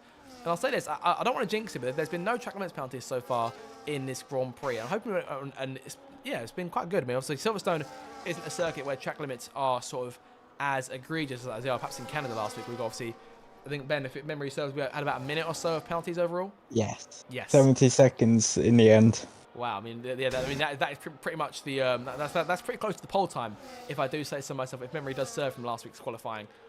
Pope is still leading the way. Grumio is still right behind him, but Grumio this time leaving a bit of space between him and the car in front, so not trying to run into him through Maggots and Beckett this time. We'll see if he goes for a charge this time around. Onto the hanger straight. Grumio closing, but Pope, his ERS game has been exemplary today, and it's not giving Grumio much of a chance. But there goes Grumio now to the inside and slides up, and Pope gets back around him again. What is happening to Grumio here? I mean, he pits. Pope pits, so Grumio now takes the lead back for the first time today since being on pole. But wow, I mean, that was... Is that a sack? Well, penalties. I said that like 30 seconds ago. You can't blame me for that. That wasn't me. We've got 11 laps, to be fair. I'll give you credit. So DJ, the first cars get hit by a 3-second penalty so far this evening, and we're seeing both Pope and AT coming in. Pope making a change onto hard tyres. So this is quite a standard strategy now we're reaching in terms of Silverstone. And DJ retiring the car in the pit lane there. I think you might have heard me, in truth. Well, there you go. So our first retiree is out then. DJ calling it quits at lap 11 of this race. Well, technically 10 laps in. Tough break for him. I'm sure he had a reason for that there. Grumio still leads then. Only he, Huff, Alvar and Ethan, Stars on mediums, and yet to stop. Che's now around Imri, and Dan's going for it too here. Up the inside, both those cars taking the Sauber driver. Who, of course, at this point, now looking at any place being in the top 10 as an improvement on his starting form, which is a rarity for the driver who's nabbed 6 poles this season. Obviously, Grumio is now nabbed 5, so that gap brought down a little bit here in terms of the top qualifier this season. Ericsson are being passed by PJ. Still both Alpines. I should imagine both Alpines will be out the points when Ethan comes into the pit lane here. Alvar is still in third place, trying something different to try and keep himself in front, but Che and Dan and Imri are still closing in together, and Lucky is now running P5 and has got Che right on his gearbox and making the pass down to hang straight towards Stowe once again. So Che up a spot, and Dan will try and follow him through if he can, but not just yet. Lucky runs a bit wider there, and doesn't lose the car, but keeps it running, but just strays offline and moving him up as Grumio now pitting. Hard tires going onto that race car. He's away. And I think Che's going to emerge in front by quite a fair margin here as they head down towards turn 1 again. There is Grumio in the pit lane. Che will move into a net P1 as Grumio falls down the order, but it's now on the freshest set of tyres in the field. So we'll see what the game plan is. It's Ethan onto a set of soft tyres there. Definitely an orthodox change, Ben. Not sure what the game plan is for him from here. It'll be interesting to see how he figures things out. Yes, very bizarre indeed, but we've not said this for a while. Alvar now leads the Grand Prix. Alvar in front, but for how long is the only question there, because he's got Che and Dan right behind him as Imri locks up while trying to challenge Lucky Lambert for that 4th spot. Gets around on the outside through Luffield, but I wonder if that may have done a bit more damage to his tyres that are already going to start ailing as is compared to the cars around him. He's got to make those things last another 14 laps realistically as Che makes the pass on the McLaren driver into Copse. Dan can't quite follow him through, but Alvar, the poor exit, runs wide through the exit of Copse, and Dan takes full advantage. It's now the two former Haas teammates dueling out for the lead on the runway here as they head through Marcus and Beckett for the 12th time in this Grand Prix. We are nearing the halfway stage now, and Imri looking for a place back on the podium. Pope in P6, Grumio in P7. So once Lucky and Alvar pit P5 for the pole sitter. So things perhaps not working out for him too much so far, but those two on the freshest tyres as JV gets hit with a penalty. The second 3-second penalty of the evening as Lucky being passed by Alvar. And Alvar with a puncture, I believe. Yes! Oh no, Alvar. Back right, the front left has gone down on that race car, and the medium tyres going Don't to go get so a 10-second worry. Alvar then into the pit lane, and yeah, there was no 10-second penalties for speeding, I'll give it that, as he comes in to make that change for McLaren. And things are running quite well for Alvar, but I suppose this is about as far as he can go for making his first stop, so I suppose he hasn't done too badly. He's going to emerge down the order though, thanks to the amount of time he's lost in that puncture. And that might throw his evening away in terms perhaps of point scoring finish. It'll be interesting to see how he recovers from here. Che now leads down. Imri 2.5 seconds back. Pope is closing on Lucky. Imri's got to try and get out of dodge here, to try and get away from Pope and Grumio. Have been opening the two fastest cars all evening here, but Grumio a ways off of Pope at the moment, so perhaps struggling a little bit more right now as they make their way out of Luffield and through Woodcote again.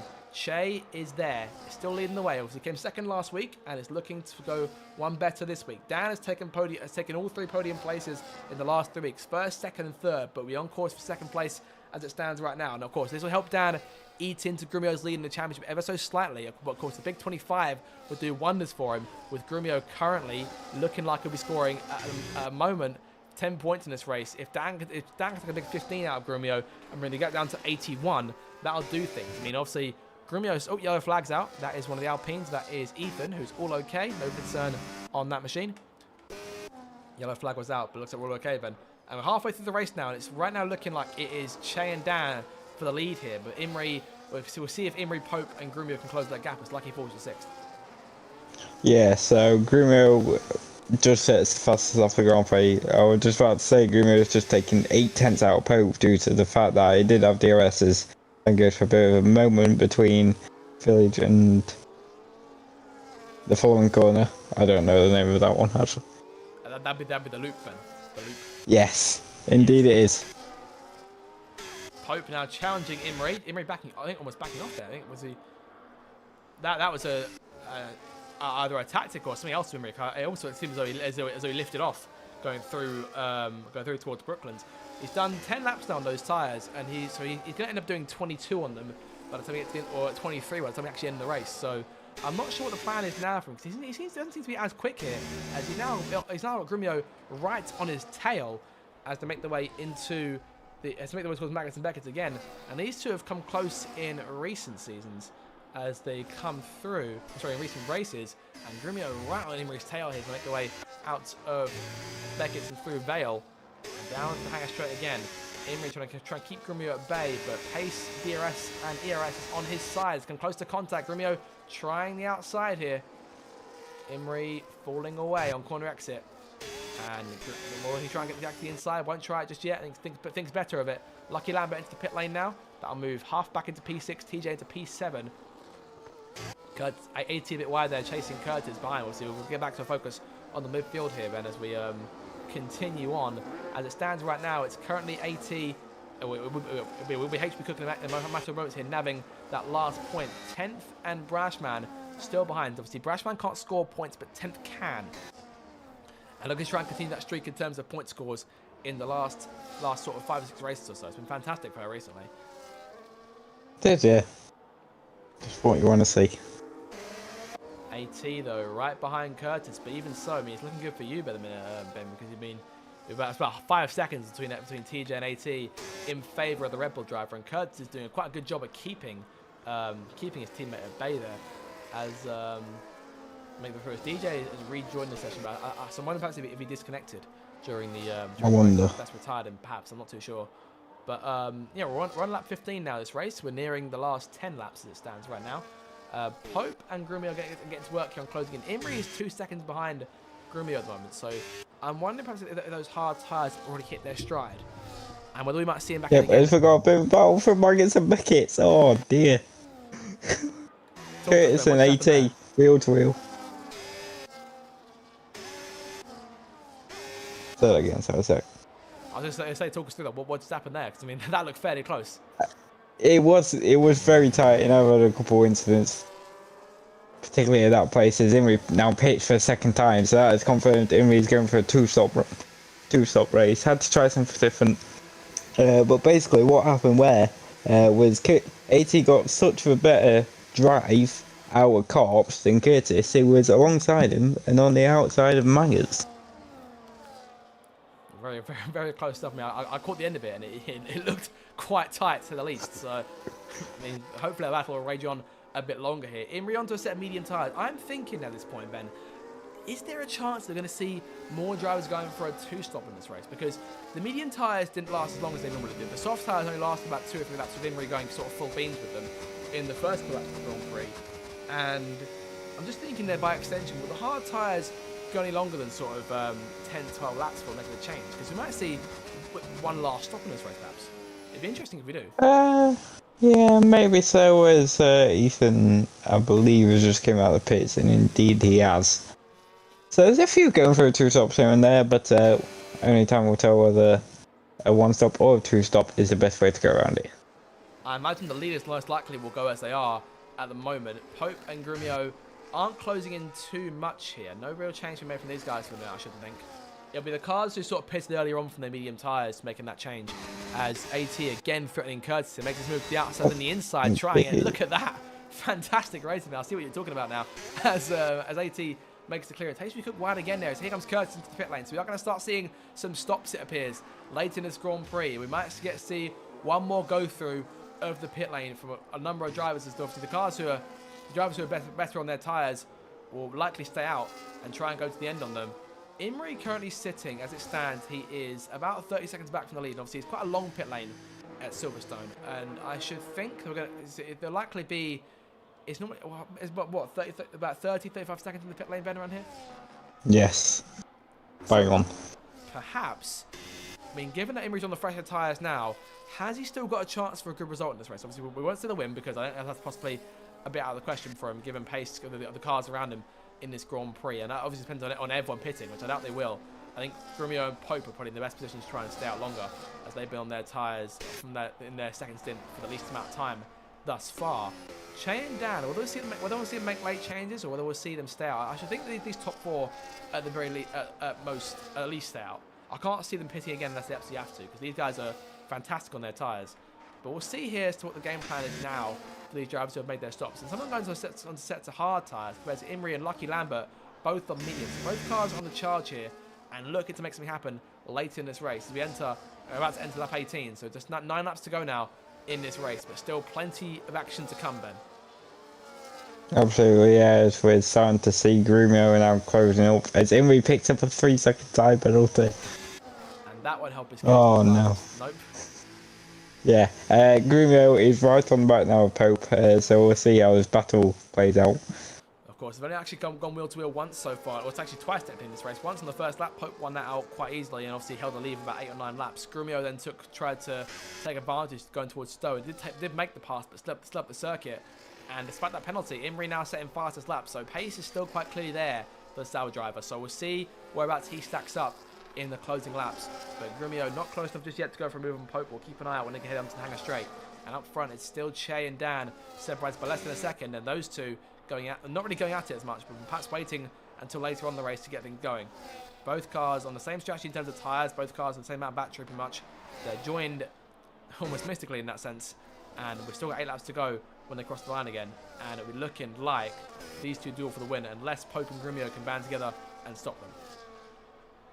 Yeah, I'm just wondering if Grumio is going to get slightly stuck in behind Pope, whilst not being able to make an overtake, is close enough to worry Pope into maybe making an error. Oh, we're going to see a repeat of stint number 1. I'll have to wait and see. In the meantime, though, big up Huff there in 5th place. Obviously, reserve driver can't score, but it's fine. But he's been knocking on the door of a good finish over the course of things since Monaco here, and it's good to see him finally be able to carry that out here. And so to put himself on the radar a bit more in terms of the teams around the paddock. As it stands right now, AT is back in front of TJ. TJ's always made his stop though, so we'll always see a change made in that sense. But it's looking good for me right now, Ben. I will say in our little game. Oh, brilliant. P7, Brashman P8. So both Huff and Brash will go to the bottom end of the order, and that means that as it stands right now, we'll see Alvar and TJ both score points. Alvar will bring 2 home for McLaren. TJ will bring 1, unless we see any late changes in which Courtney Goblin or Curtis Shebeck, who we've brought into play. Courtney has made his made this the 1 stop in this Grand Prix. So mixed strategies here. It looks like the 1 stop is winning out at this stage. I think I should have thought that if we were seeing drivers pit onto another set of tyres, we would have seen them make it a few laps ago. But I reckon we're sort of nearing the point now, Ben, where last stops go out the window. It's all about the tyres you're on now. It's the end of the race. Yeah, I'm starting to think the exact same issue there, Zach. So let's hope we may have a bit of a cross whether Imri can bring him back. Obviously, Bashman's ahead of him, so he's going to naturally score another 2 points on top of that. Curtis has just made a move on Courtney as well, so we'll see. We'll see if 2 stop works, we'll see if the 1 stop works, who knows. But Grumio does get past, hoping for them to a wheel to wheel. Side by side there towards Vale, and Grumio late on the brakes past the outside That's line. A bit of contact between the two. Grumio gets in front, Pope trying to switch back, can't do it. So Grumio into 3rd place now, and he's got 7 laps to try and get away from Pope and try and chase down the 2 leaders. I mean to be fair, they're catching them bit by bit naturally here, but I dare say if Che and Dan start to fight, that might open the door up for Grumio and Pope to try and get back in. Huff is almost in DRS range too, his 10th pits from P7. It's looking Don't discount half hours. Huff, I mean, with an outside chance, so quite a strong fit. I mean, P5 is quite strong in itself, especially for a reserve driver, no less. But you have to see here if he can pull something off in these closing laps. We haven't seen him go wheel to wheel with the front runners just yet. So it's going to be interesting to see how he handles racing or arguably 4 of the best drivers, if not the best 4 drivers in the league consistently week on week. It's going to be interesting. If they can all get involved, we could see a 4-car scrap for the win, maybe even 5-car scrap for the win of the podium at Silverstone. See, Ben, I told you these races were always exciting, didn't I? It's always exciting around Silverstone. I told you these races were good in the draw. I absolutely said it to you earlier on. HP Cook making the pass on Courtney Goblin in the race for the 13th spot, and now PJ might try and take full advantage of Courtney too, and down towards Brooklands for the 20th time in this Grand Prix. There goes the Alpine up the inside, making the move, but Courtney might come back at him. Nope, not enough for a run there through into Luffield. So HP Cook still currently, as it stands, he'd be with the reserves gone, he'd currently be in a P11 right now. Curtis is 2 seconds in front, has the last point as it stands. Alba, what would be a net P9, TJ a net P8. A net P6 for Imri right now with that 3-second penalty to think about. Lucky there in 9th place, what would be 7th at the end. From there, from the top 4 as they are. 6 laps to go, and still, as it stands right now, these top 4 are still going at it, and Huff trying to get involved as well. But everyone is now in DRS range, minus the Aston Martin, Ben. So it's time for us to have a race for the win in our hands here at Silverstone. Yep, we'll see over the next 6 laps or so who comes out on top. I'm hoping that they'll get together and get involved. I'm hoping the pack really condenses up because I love these sort of scraps. If JB gets hit with a penalty, I shouldn't think any of the guys in the top 4 are close to penalties right now. So hopefully that doesn't impede the battling too much. But currently 4 drivers with penalties here: Ericsson, JB, Cotney, and Imrie there. As he is 2.4 behind Brashman now. He's taking those points regardless, as the reserves dropped out of the top 10 at the end. His main focus will probably be on catching AT, who himself is about 7 seconds in front of Imrie as it stands right now. He's just going towards Woodcourt as Imrie enters left field. But yeah, I mean that disqualification from qualifying definitely didn't help his case. But a driver-induced error there on the final curb, really tough to manage. But obviously, I say he's had a good day of it so far in terms of pace. Yeah, in terms of pace, yeah, obviously he was advantage in qualifying. Obviously he's got that 3-second penalty to worry about if he does get past Brashman. So he's got to try and build another 3 seconds on top of that. Getting past the Mercedes driver. See in the back there, Tim Cannon making the pass on Cotney Goblin. 5 laps to go here in the British Grand Prix, and it's still these 4 all running for the race victory. Che's won here several times before. Dan yet takes victory at home. Pope has won this race in the past, as has Grumio. So looking here as Dan seeks to try and get himself on the top step of the podium at his home race for the first time in his RDL career. Half behind them is now in DRS range and may well get involved late on here. Grumio has the most battery as it stands right now, so may go for a charge on the last lap perhaps. We've seen him do it many times in the past, but as does Che. Che's got a lot too. Everyone is good in terms of DRS from here on out, so I should think managing it should be an issue. And Imrie now right on the tail of Brashman now. He's really managed to close that gap up big time. DRS in play for him as they head down towards Brooklands.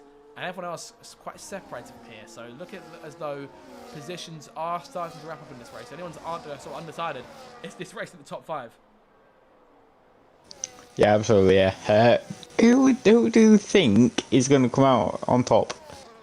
Do you know what? I wouldn't like to call it, but I mean, as he's in front now, I'm going to give it to Che. I mean, truthfully, there hasn't been a ton of fighting in these top 4 over the course of the day, but Che has put himself in the best spot to win, and I trust his ability to win these races from the front. So I'm back in Che's to get win number 2 of the season. There's one in Miami, a few races to go, and looking for another one here. Dan is there, still in second.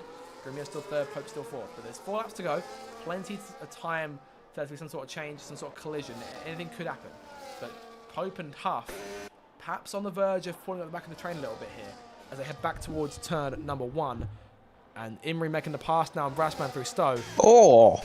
That was close. Grumio nearly chopped off his front wing against the Mercedes of Dan. I just went away at the worst time there. So, but there is a surefire sign for you that there is about to be a battle on hand between 2, 3, even 4 fantastic racing drivers here as we enter Woodlands. Woodlands. Oh, I'm getting myself. No, it's Brooklands. I'm thinking of Woodlands and Brookcote. There we go. Easy to get them 2 muddled up.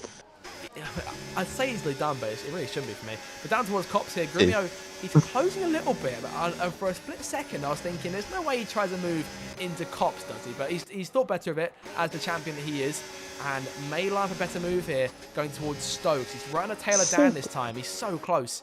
And Che, I think, is seeing what's going on here and knows to try and get out of dodge sooner rather than later here, because DRS is in play for all 3 of these cars as they head down towards Stowe.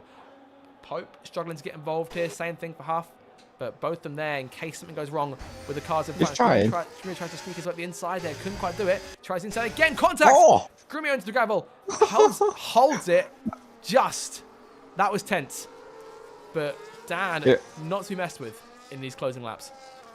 Yeah, I'm not being funny. I think it was a touch ambitious there from Grumio. Well, I tried to shape up his move into Stowe. Obviously, mucked up, hit the back of the Mercedes. So I think the Mercedes just gave him a bit of his coming back, but down the inside to keep it. Dan's still on the inside there, so not quite sure just yet, but Grumio might get a better line off as Pope tries to go 3 wide. And everyone gets away okay, but Grumio now with second place. But in that, Che is pulled away to a big 1.2 second advantage.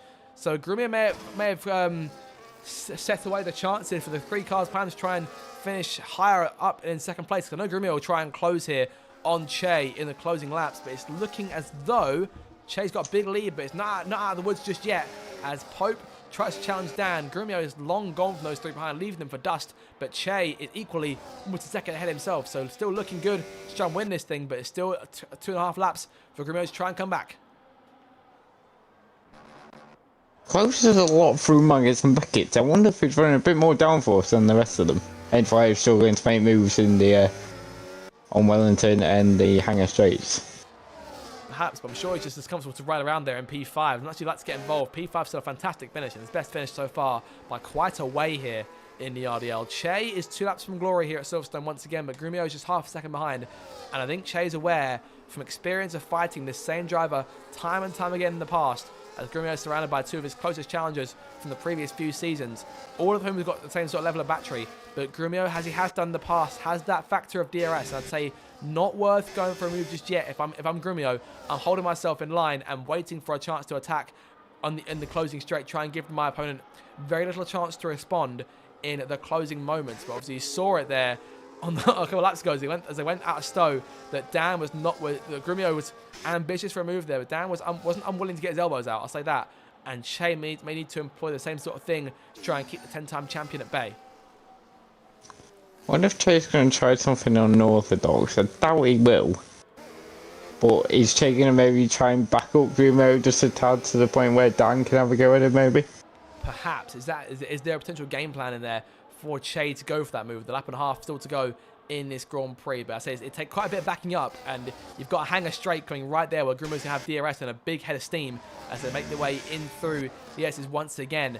And Dan is still away a little bit here and struggling to keep, well, not struggling to keep up, but struggling to get himself involved again. Running low on battery compared to the 2 cars in front of him. Che's got the most. Grumio's got DRS though, so may go for an attack to the outside. Che's going to defend underneath as they head towards Stowe once again. And Grumio around the outside, sliding up again as he did against Pope earlier on, but still side by side on corner exit here. Both cars side by side towards Vale. It's a dead heat into the braking zone. Contact between the pair of them. Grumio slides a bit. Che maintains his lead. Grumio tries to switch back. Can he get there to the inside? Can't quite do it, but there's still a lap to go here, and that might have brought Dan and Pope back into the equation. Bell lap here at Silverstone as Grumio tries to challenge Che towards turn 1, but Che holds his nerve and the lead.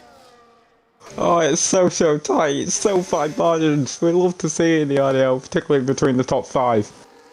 This could be a real grandstand finish as they head through the loop for the 26th and final time. 2 more DRS straights to come on this final tour as Grumio makes his move with DRS to his advantage. Battery in play for both cars. Che's got more of it, but Grumio's got the toe and DRS to his play as well. Round the outside and going for the race lead goes the champion. Runs wide, Che takes full advantage, maintains his place. Can Dan and Pope get brought back into play in the closing furlong here as they make their way through left field and out towards Woodcote and Copse for the last run towards that right-hander? Not just yet for Grumio, likely being told to hold things by the pit wall right now as Che continues to hold that advantage, not quite stretching it just yet here. Pope looking to try and pick up any sort of pieces that may still remain from what could still be a costly shunt between the pair of them in the final third of the lap here as they enter Maggotts and Beckett for the final time and looking for a race victory for the pair of them here. Che needing his 2nd win of the campaign. Grumio's got a big chance here and a potentially another big head of steam as they run down towards Stowe for the final time. Crowds on their feet as Grumio tries the outside, pulling alongside, pulling almost clear of Che, and just holds the inside, going into the corner. Contact between the pair of them. Grumio slides, Che slides, but Grumio gets away, and Dan trying it. Grumio in the closing moments here, coming through into Vale for the last time. He's managed to take the move stick at the last second through Stowe. The checker flag is up, and once again the champion flexes his muscle, shows his mettle. Grumio wins it at Silverstone. Che 2nd, Dan 3rd, Pope 4th, Huff 5th. What a scrap that was on the final lap, Ben. That was such action. So frantic right there. Just got your flag. Oh, it's Lucky Lambert. Lucky again. And I dare say he's lost the car at Vale a 2nd time. And this time more costly. JB goes off as well. Lost it. What is going on? He's held it just. Where is Lucky? I can't actually see where he's despawned now. I can actually see him there. Checker flag's up. It was on the inside just after Chapel. I was looking around for him. Yeah, you're right, man. I couldn't see who he actually was for a second there. But close stuff at the end. Close quarters. ATP 6, Imrie, Brashman, TJ and Curtis, your top 10. HB Cook, 10th Cannon, Alvar, PJ, Ethan, Courtney and Ericsson towards the line. And JB will cross it here. Dead last of the running cars in the end after that late slide. But Grumio timed that to absolute perfection and comes through with another victory. Yeah, you can try as you might, Ben, but you can't stop him. And the romp towards championship number 11 continues, but contact on the final lap, the pair of them going for it. And I thought Che was going to sneak up the inside, which he did do. Held his nerve and held it, but that late tap was all it took. And Grumio again victorious here at Silverstone. What a race that was. Absolutely. You cannot beat a good race on Silverstone. It's just completely exciting stuff here. You do love it on the last lap, but Silverstone rarely disappoints in this league, and there is proof of it right there, as in the closing laps, we have 4 or 5 cars in that trains fighting for the win, and yeah, just all over the shop. Very, very exciting stuff. Grumio wins it then from Che in second, Dan third, Pope fourth, Huff rounds out your top 5, and it's AT, Imri, Brashman, TJ and Curtis taking home spots in the top 10. HB Cook and 10th Cannon will nab the last few points after obviously Brashman and Huff taken out of the order, but obviously fantastic races for the pair of them. Alvar P13, PJ, Ethan, Cotney, Ericsson from McLaren. JB finishes the race obviously at the very end there. Lucky Lambert gets classified as a lap down, and DJ goes down as the only retiree from this Grand Prix, but very, very exciting stuff. Absolutely Rostrom Hospital there. Very, very enjoyable. That's definitely a different way of putting it, Ben. I'll say that at the very least. But yeah, I mean, give me your thoughts, because I mean, that was so frantic from lap 1 all the way to the end of the race. It just never stopped, did it? No. It just never stopped, it kept going. I love it. It's absolutely fantastic to it's fantastic to watch as always, and I'm sure we'll get some interviews coming in to talk about what transpired there in the closing laps. I imagine we'll likely get a few drivers in. I imagine we'll get 10th in. We'll probably get Dan in after the. Yeah, just great fun that was. I mean, it's obviously different for us in the commentary box. We don't get that same level of adrenaline as they do on track, but I mean, I'm guessing you enjoyed that, Ben. I mean, the bird's eye view over all that, just as it all transpired, it's fantastic to watch. It is, absolutely, and there's no better person to commentate on than you, Zach.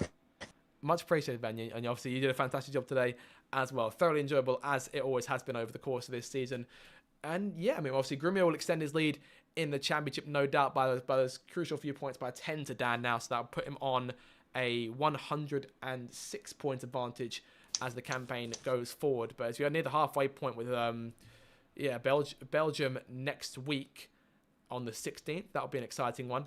Only a half distance one this time round, and it'll be a full length Grand Prix for Hungary in 2 weeks' time. Yeah, it should be. We've got a good stretch of races lining up here. We've obviously got Belgium, Hungary, the Netherlands, Italy, the European stretch, obviously drawing to a close by sort of early March, and obviously from there Azerbaijan heading back sort of towards Asia and the Americas. But yeah, I mean the second half of the season should be very exciting, because I mean Grumio, he won the race. Let's not put it past him there, but I mean he had to fight for this one, perhaps more than we've seen all season so far. Perhaps turning off his line did do a fair bit to his pace today, because I mean there were points in qualifying where it wasn't quite all there in terms of pace. There were points in the Grand Prix where he was close to Pope but just couldn't make a challenge, and it was only the last part of the race there where he really came alive and put everyone on the usual clinic like he normally does. Yeah, normally Grumio just walks his way with it, but at the same time, it looks like the drivers put up quite a bit of a fight against the 10-time world champion. It's what we love to see at the end of the day. We don't like to see drivers dominate a Grand Prix as much as it must be a nice feeling for them. We always like to see action, particularly towards the top, but not discounting the midfield and then towards the back. I mean, the midfield was obviously quite exciting in itself as well. Obviously, you saw a number of drivers in that big train, AT, TJ, Curtis. The Red Bulls look quite good today. I'll say that. I mean, both of them ending up with points in today's race. It'll be, I believe, P7 and P8 for the pair of them once all is said and done. We have got Pope in here in the commentary box after what was a very exciting race. Pope at the end there, P4 at the flag, obviously leading quite early on. Talk us through that move on the first lap, because you had a mega start against Grumio. Yeah, enabled my hacks and, had a 100% grip. And then I was leading the race for too long and, I turned them off. But no, just a good restart. I mean, I've not played a game for 2 weeks, so I feel like a fresh head space going into it helped. But yeah. I mean, definitely enjoyable, especially that obviously they're running at the very end of the race, but you're hoping to get a bit more involved there in those closing laps? Yeah, I'm not sure how they've took their tyres 22 laps. Baffled, impressed. Just it just shows the caliber of drivers we have in the league. Yeah, I was kind of just waiting for the last few laps and absolutely blitz my tyres, but Grumio just made a move, and from then I really couldn't do much. Just not got the pace really. I mean, still good result for you guys at Williams. I believe you do outs. I'm not sure if you outscore the Haas boys. Not too sure. But there's only a few points difference there. Is there confidence that you and Che could try and fight back against Grumio AT and the constructors, sort of as a joined effort there? Hopefully, yeah. I mean, we're not doing too bad ourselves, but when Grumio's just constantly winning, it's hard to match 25 points anyway. So, yeah, it's tough. We'll have to see how things are going. But obviously, it went a little bit chaotic towards the end, so maybe penalties can boost us up a little bit more as well and get some extra points. But that's the aim, to try and compete in that constructors. And obviously, in terms of next week, Belgium next time out. We're sort of reaching the end of the European stint of the season, which obviously I know is possibly the strongest portion of your campaign. Do you think you can perhaps get a few podiums, perhaps even a win in those 4 races? I think a win will be hard. I mean, last season wasn't too bad. I was on, I think I got P2 as well that race, so that'd be nice to try and match that again. Obviously, it was 100% last season, so a little bit different. And then Hungary 100%. So yeah, kind of getting towards the races I'm not too much of a fan of, but I'll give it my best go, and we'll enjoy it. It'd be interesting to see how we handle the second half of the season for Pope, who comes home in 4th place in today's race. A solid result overall. And we'll move on now to 10th Cannon, who finishes P12 in the running order, but once the reserves are taken out, should mean a P10 finish. So the point streak continues once again for 10th. Congratulations there, 10th on the drive. But was that a tough one today compared to the last few? Yeah, I think so. Just I got the strategy wrong. Don't really know how it happened, but got some points in the end, so I'm not really bothered. Fair enough. I mean, obviously the difference between 1 stop and 2 stop was the sort of talking point over the course of the Grand Prix today. Were you confident in your 2 stop strategy, or was the plan to go for a 1? Plan was to go for a 1 stop, hence why I pitted later than everyone else. But I realised my tyres were starting to die, and I thought, I better start saving them. So I tried, and it didn't work. And thank God everyone else pitted, because I think I probably would have got a puncture had I not pitted for another set of hards. I wish I'd taken an extra set of mediums, to be honest. That would have been perfect for the stint that I had. But it is what it is. Got a top 10, so I can't really complain, can I? Fair enough. Obviously, drawing towards the end of the first half of the season, which will come to a close next week in Belgium. And look at the constructors. Obviously, Red Bull finishing what will be P7, P8 points wise today. So Red Bull gained a few points on you and JB at VCarb. Is there still a chance you guys can fight back in that championship and try and get P5 back? Well, I wouldn't rule anything out, but if I'm honest, I don't think as good as JB and I are at the moment, I don't think we have the pace to beat the Red Bulls, because they are really good. Even I'm losing to them. I was beating them for like the first 10 races or so. I've started to lose to them now because they're just really good, which is fair enough. But yeah, I'm not too worried about the constructors. I'm more worried about my battle for, I think it's 7th or 6th ish. Because I think it's me and AT for that spot. I'm looking forward to hoping that goes well, I guess. Yeah, so I've got it up here on my screen, and that is, I believe AT has closed. I think it's 7 points on you in the championships. That brings the gap down from 8 points. 6. Yes, has he? You sure? Well, he was 6th today, so that would be 8 points. Yeah, but you scored 1 point, didn't you? So 7. Oh, I. Yeah, so the gap shows how much attention I was paying. The gap was 16 points, so 7 points should bring it down to 9. So that would be quite close. I mean, is that a battle you're embracing the next few races, perhaps? Oh, definitely. I've been embracing it all season. I think I can still do it. I've been consistent. I've finished every race, so I think I've been doing okay enough, and all being well, I should make it. And speaking more short term, obviously Belgium next week. What's the outlook there? Is that a circuit you're confident about? I genuinely don't know. I don't think I've ever raced at Belgium. Or no, maybe I did last season. I don't remember. The only thing I remember about Belgium is having to miss it when I went on holiday once. Oh no, I crashed early. Yeah, my memory's gone. I don't know. I guess I'll turn up next week and we'll find out, I guess. Wise words to live by from 10th Canada. Comes home with the last point in today's race as it stands. Hey. HB Cook came home in the end. Sorry, I took my results on the screen. Bear with me a second. It's fine. Take as long as you need.